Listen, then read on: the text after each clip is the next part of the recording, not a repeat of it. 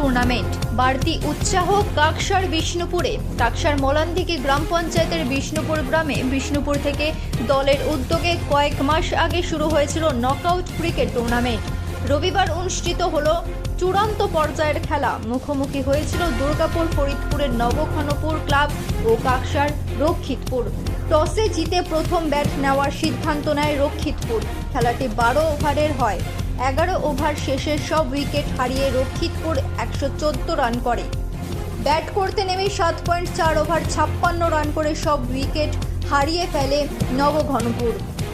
রক্ষিতপুর 58 রানে জয়ী হয়। এই খেলায় ম্যান অফ দ্য ম্যাচ হয় রক্ষিতপুরের মিন্টু ঘোষ।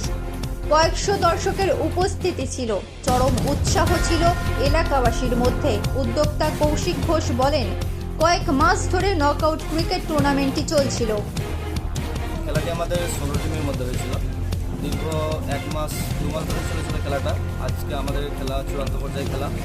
তো যে দুটি দল আমাদের একটা পরে মুখোমুখি হয়েছে, একদিকে নবঘনপুর এবং চলছে আমাদের এই চূড়ান্ত পর্যায়ে। পুরস্কার আছে প্রথম পুরস্কার হিসেবে আমরা যা রেখেছি 14,000 ক্যাশ এবং আকর্ষণীয় ট্রফি।